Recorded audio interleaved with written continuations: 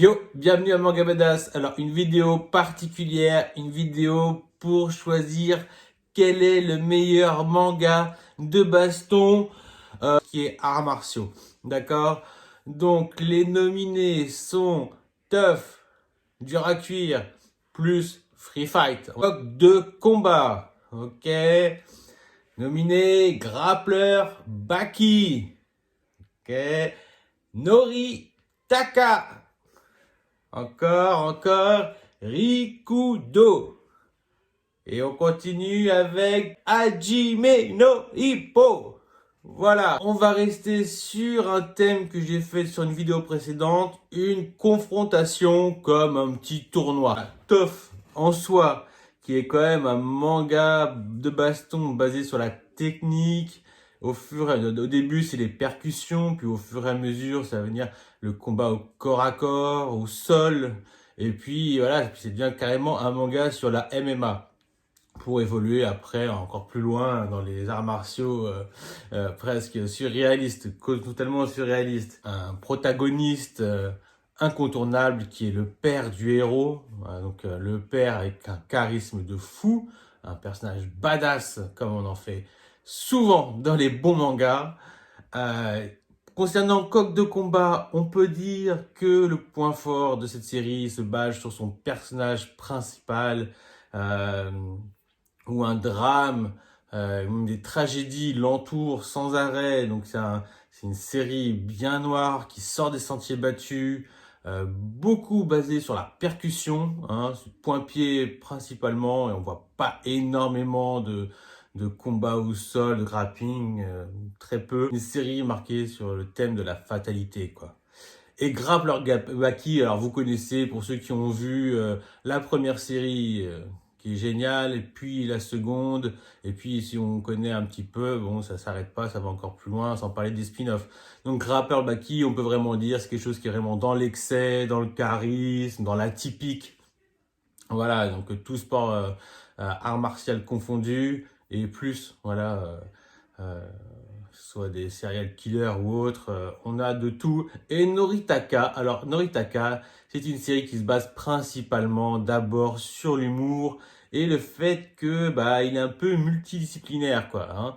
C'est d'abord, il va surtout apprendre la boxe thaï, le muay thai, et puis il va se confronter à d'autres, le karaté, la boxe, patati patata. Donc voilà, toute une aventure là-dessus. On a Rikudo, qui se passe dans le monde de la boxe, donc c'est que du poing, et ça reprend un peu les thèmes qu'on retrouve dans Coq de combat, donc la fatalité, le drame, la tragédie, voilà, un monde un peu plein de noirceur, on va dire, et avec de la lumière. Hajime no Ippo. Vous voulez dire, oh, il a son préféré. Eh ben, un petit peu, c'est de la boxe, c'est de l'humour, c'est du charisme, c'est du badass. On va repérer 3 branches.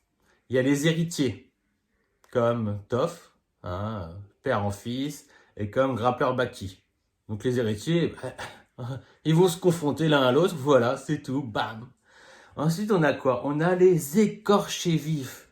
Et donc là, comme je vous le disais, on a Rikudo et Coq de combat. Ils sont faits pour se rencontrer.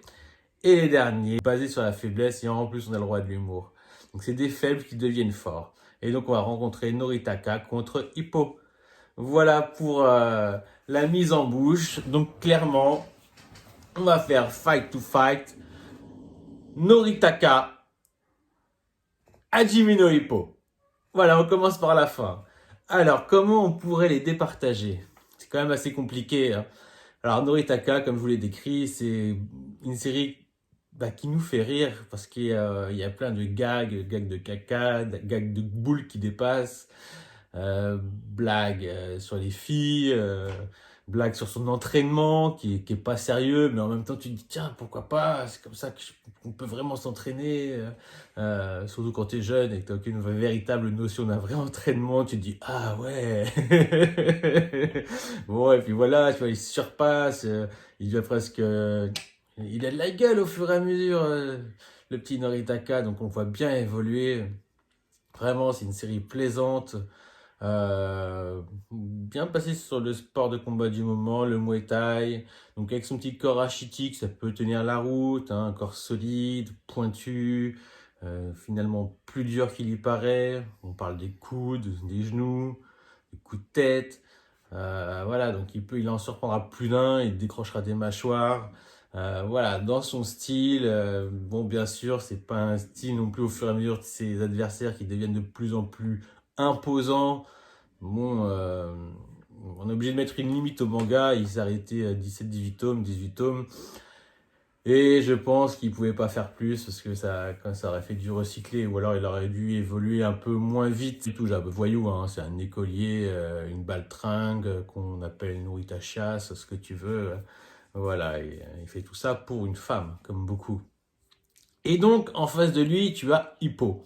Hippo, pour ceux qui ne connaissent pas, Hippo, c'est quand même le garçon qui se fait persécuter, qui ne dit rien, qui est trop gentil, qui vit seul avec sa mère, qui travaille dur, qui est un pêcheur, son père était un pêcheur, qui est décédé. Lui, c'est différent, c'est pas qu'il a fait un entraînement bizarre, non, c'est que lui, par contre, il a eu la possibilité de travailler dans son cercle familial, dans les bateaux de pêche, à avoir un équilibre un peu plus, comment dire, qui s'adapte plus facilement avec les vagues, avec le bateau, à porter des cargaisons. Donc il a quand même une base, on va dire, génétique, une base de musculature qui est appropriée à ce qui va devenir un infighter. Donc quelqu'un qui rentre dedans, on peut dire clairement, un prototype Mike Tyson. Voilà, c'est un peu donc, accélération, on rentre en tortue, on rentre, on subit et bam, bam, bam, on met les coups qu'il faut bien placer. Donc, on suit l'évolution de ce garçon-là qui va rencontrer Takamura, un voyou au roi de la baston qui va devenir champion, quoi qu'il arrive, de toutes les ceintures. Et il va le faire rentrer dans le monde de la boxe, le monde de la boxe qu'il va découvrir. Entre les combats, il y a Takamura et sa bande de sbires, tous ceux du groupe de boxe qui sont là à se charrier les uns les autres, à se comparer les kikis. Enfin, c'est d'un drôle, mais c'est d'un drôle. Donc le combat est très serré et vous savez quoi? Ce sera à vous de me dire ce que vous préférez. Voilà, finalement. Hein. Mon cœur penche pour Hajime no Ippo. La série n'est pas finie. Noritaka, la série est finie. Donc on compare deux choses qui n'ont pas la même envergure. Néanmoins, je donne moi ma voix pour Hajime no Ippo et à vous, je voulais choisir qu'est-ce que vous préférez. Ensuite, nous allons assister à l'affrontement entre Ikudo et Coq de combat. Alors pourquoi ces deux-là? Tout simplement parce que ils sortent un peu des sentiers battus, le côté un peu noirceur, dramatique, tout ce que vous voulez. Donc Rikudo a son succès actuellement, c'est la génération actuelle, c'est Rikudo. Une petite génération, quand je parle de génération, on parle d'une dizaine d'années, hein. Faut pas exagérer. Ce serait Coq de combat, donc tous les deux commencent fatalement. Il y en a un qui fait un parricide, qui tue ses parents et qui va en prison. Et Rikudo, lui, tue. Tous les deux sont des tueurs dès leur plus jeune âge. Et voilà, donc on suit leur parcours, donc pot commun qui rentre dans le sport. On est persuadé concernant Coq de combat que le sport va le mettre sur le droit chemin, mais il en est rien du tout. Il n'en est rien du tout. Au contraire, il a appris un art de combat qu'il apprend en prison. Alors non, c'est une espèce de karaté, d'art secret. Et donc il va prendre des coups. Il va être vicieux au fur et à mesure de ses aventures. Nous, on est pour lui, il est attachant hein, quand même. Moi, j'ai toujours été pour lui, même quand il était à ça de détruire une femme, parce que il se bat contre des mecs qui ont des couteaux, enfin, vraiment des combats de rue. Il va virer avec la drogue, les amphétamines, tout ce que vous voulez. Il va devenir super fort, il va devenir super faible. Voilà, on passe à un tout au tout. Oui, parce qu'il va se battre contre un danseur étoile qui génétiquement a toutes les facultés pour devenir un super combattant. Enfin voilà. C'est vraiment, au niveau noirceur, il n'y a pas mieux. Rikudo, bon voilà, ça fait appel à ces petites choses, mais lui, par contre, il va rester axé sur la boxe. Et sur la boxe, bah, on dit que c'est un noble art, et c'est pas pour rien. Donc voilà, lui, il va vraiment se recentrer, se canaliser, utiliser sa force qui est phénoménale, parce qu'il a quand même des points de tueur, c'est à la force du poing qu'il a tué, et c'est à la force du poing qu'il tuera de nouveau. Donc c'est très intéressant. En plus, il y a une espèce de yakuza qui lui sert un peu de, comment dire, de père spirituel. Mais voilà, lui, il a de la gueule, lui, il est badass. Donc c'est vraiment deux séries qui se valent. Mais pour ma part, véritablement, je sais pas si c'est une question de génération, mais je pense que c'est plutôt vraiment de ce qui m'a plus retourné, plus véridique, c'est Coq de combat. Voilà. En plus, ça a été maudit. Il y a des problèmes de droit entre l'auteur et le dessinateur, ce qui nous a fait languir. Vraiment, je vous laisse à vous de choisir entre Coq de combat et Rikudo. Et on va finir avec le TOF, dur à cuire ou free fight, comme vous voulez. En tout cas, c'est la même histoire. Ça continue. On est face à l'héritier du Nadaki. Le père est sublime, le tonton, les combats. Comme je vous dis, ça commence en percussion, ça finit en catch, en grappling, ça finit en MMA, ça va dans tous les sens. Il n'y a jamais eu mieux, des super tournois, pas juste des tournois pour combler quelque chose, mais vraiment, vraiment, vraiment. Voilà. Après, tu te dis le nombre de coups qu'il se prend, comment il fait pour récupérer, c'est incroyable.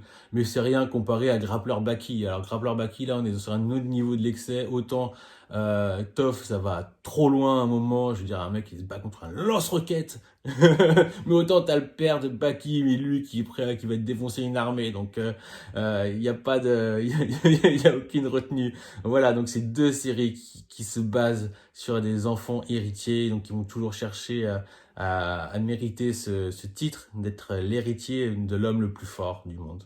Et puis on a le droit dans Baki à des scènes de combat, mais d'une exagérance, ou de la chair de peau, c'est tir avec les doigts, on arrache tout. Voilà, ça pourrait presque être gore si c'était pas dessiné de manière très excessive. Donc en même temps, ça passe bien. Ouais, vraiment, on a des combats anthologiques des deux côtés. Euh, les deux, vraiment, on les suit, on sait que c'est les plus forts, mais ils triment. Ils ont vraiment des adversaires à la hauteur, des adversaires haut en couleur. Et des fois, si c'est pas eux qui se battent, bah, c'en est d'autres. Et vraiment, pour ma part, j'ai vraiment une préférence pour Toph. Clairement, si je devais différencier les deux, ce serait à cause des pères. Je penche mais carrément pour le père de Toph. Pour moi, c'est l'antagoniste, c'est le personnage, un de mes personnages avec un charisme. C'est un gorille le mec, mais tout en... C'est un gorille somptueux, quoi, hein, tout en douceur, en subtilité. Il est magnifique, ce personnage. C'est un de mes personnages préférés dans tous les mangas. Et souvent, voilà, des fois, il y a des figures paternelles ou des figures séniles, des grands-pères ou des sensei. C'est vraiment souvent les personnages les plus badass. Et à mon goût, alors, c'est pas une question de qui est le plus fort entre le père de Baki et le père de Kibo, ça n'a rien à voir. C'est juste la série que je mets gagnante, c'est pas qui est le plus fort. C'est la série que je mets gagnante pour moi, c'est Tooth et Free Fight. Donc à vous de trancher entre Grapper, Baki et Tough. Mon tiercé gagnant, quoi. Pour moi, c'est Coq de combat, Hajime no Ippo, Tough. Après, quel est le vôtre? Je vous laisse donner votre tiercé gagnant. Et je vous dis à bientôt. Ciao, bye bye.